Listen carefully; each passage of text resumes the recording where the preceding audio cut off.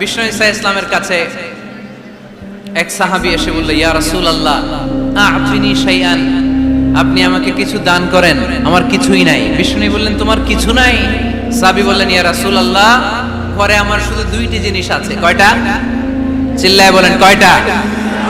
এক হচ্ছে একটা জামা, দুই হচ্ছে পানি খাওয়ার একটা জগ। বিষ্ণু বললেন, এই দুইটাই নিয়ে আস। বিশ্বনবীর কথা শুনে ওই সাহাবী ঘর থেকে জামা নিয়ে আসলেন, পানি খাওয়ার জগ নিয়ে আসলেন।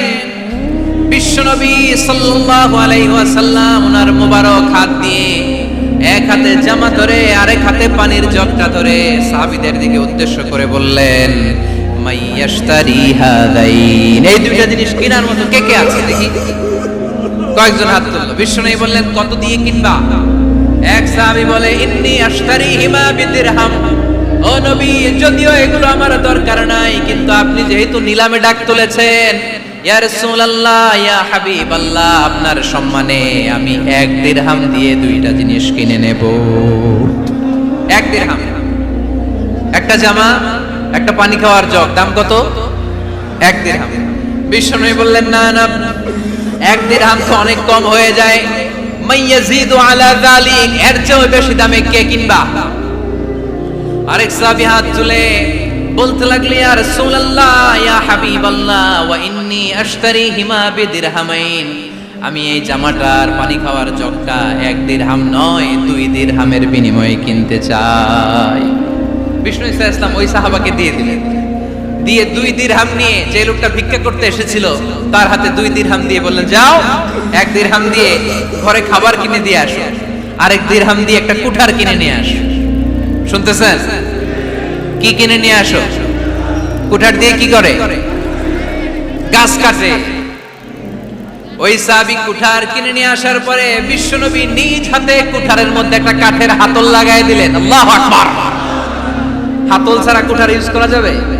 বিশ্বনবী নিজ হাতে ওই কুঠারের ভেতরে একটা হাতল লাগাই দিলেন আর বললেন, লা উরিদু আন আরাকা 15 আইয়াম, এই কুঠার নিয়ে জঙ্গলে যাও, গায়ে অনেক শক্তি আছে, কাঠ কাটো, এই কাঠ কেটে বাজারে বিক্রি করো, সামনের 15 দিন যেন আমি আমার চোখের সামনে তোমার না দেখি।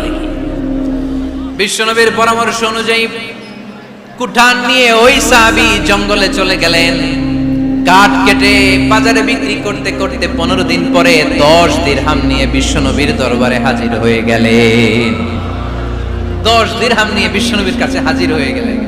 সাহাবী এসে বলল, ইয়া রাসূলুল্লাহ এখন আর আমার ভিক্ষা করা লাগে না, আমার গায়ে অনেক শক্তি আল্লাহ দিয়েছে, আই এম ভেরি এনার্জেটিক, আপনার দেয়া বরকতের কুঠার দিয়ে আমি কাঠ কেটে কেটে স্বাবলম্বী হতে শুরু করেছি। সুবহানাল্লাহ পড়েন।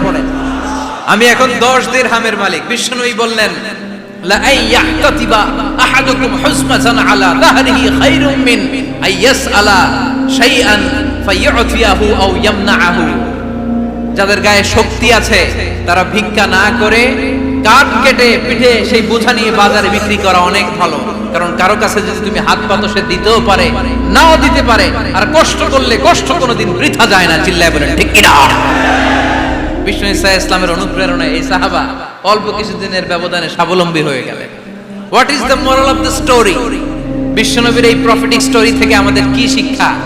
লেসন নাম্বার 1, বিশ্বনবী চাইলেই ওই 2 দিরহাম দিয়ে বলতে পারতো, যাও খাবার দাবার কিনে ফ্যামিলিতে দিয়ে আসো। সে ওই 2 দিরহাম নিয়ে খাবার দাবার কিনে ফ্যামিলিকে খাইয়ে রাত্রে আবার ভিক্ষায় নামতো। কথা কন, রাত্রে কি করতো? ভিক্ষায় নামতো। বিষ্ণু ঈসা ইসলাম তাকে কাজ করে খাওয়ার জন্য উৎসাহ দিলেন। পাশাপাশি বিষ্ণু ঈসা ইসলাম পার্মানেন্ট সলিউশন দিলেন।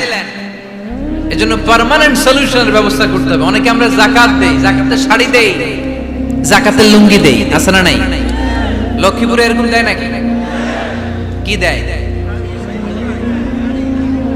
হ্যাঁ, গাড়ি, গাড়ি দেয়। শাড়ি না, যাকাতের শাড়ি, যাকাতের লুঙ্গি বলতে কোনো কথা ইসলামে নাই। এগুলো খুব কম দামি শাড়ি, যাদেরকে এগুলো দেয়া হয় তাদেরকে অপমান করা হয়, ঠিক কিনা? আল্লাহ বলেছেন, ওয়ালাকাদ কাররামনা বানি আদম, I have dignified the status of the sons of Adam, আমি আদমের সব সন্তানদেরকে সম্মানিত করেছি। সুবহানাল্লাহ পড়েন। আপনাদের চেয়ে সম্মানিত কেউ আছে? মানুষের চেয়ে সম্মানিত গোটা বিশ্বে আর কোনো মাখলুকাত আছে নাই।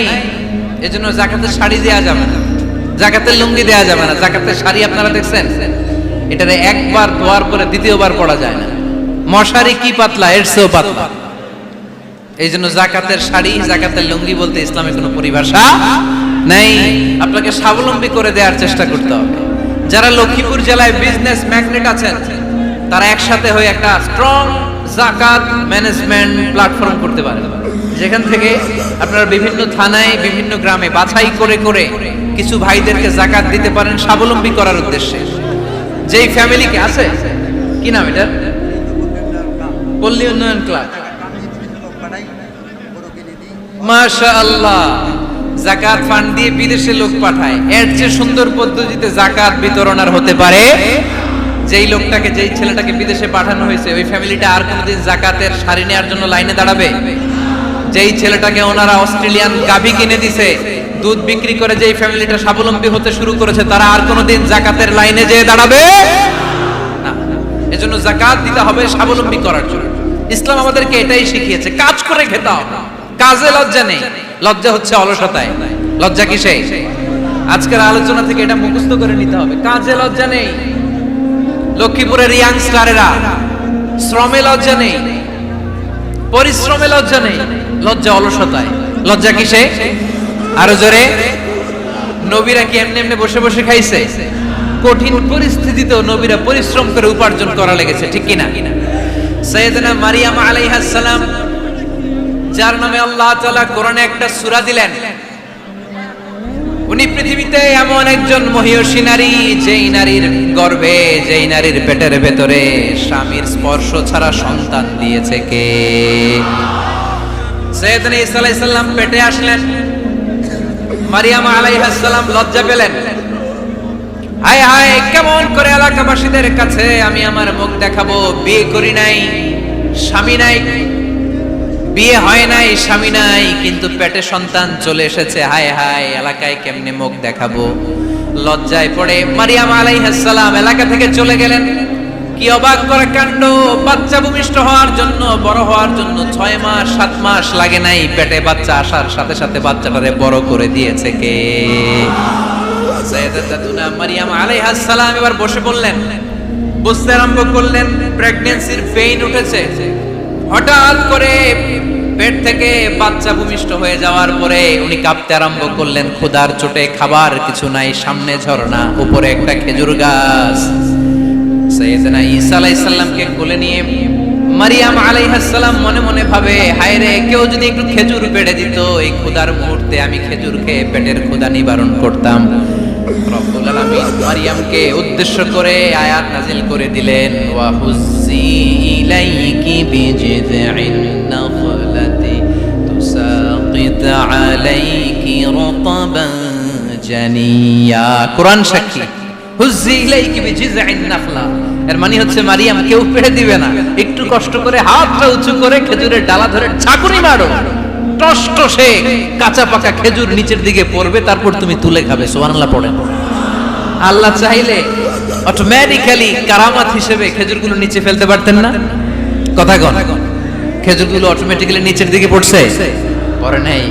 আল্লাহ শিক্ষা দিয়েছে, যেই পরিস্থিতিতে থাকো না কেন, তোমাকে শ্রম ব্যয় করে, কষ্ট করে তোমার উপার্জন করতে হবে, রিজিকের বন্দোবস্ত করতে হবে। চিল্লায় বলেন ঠিক কিনা?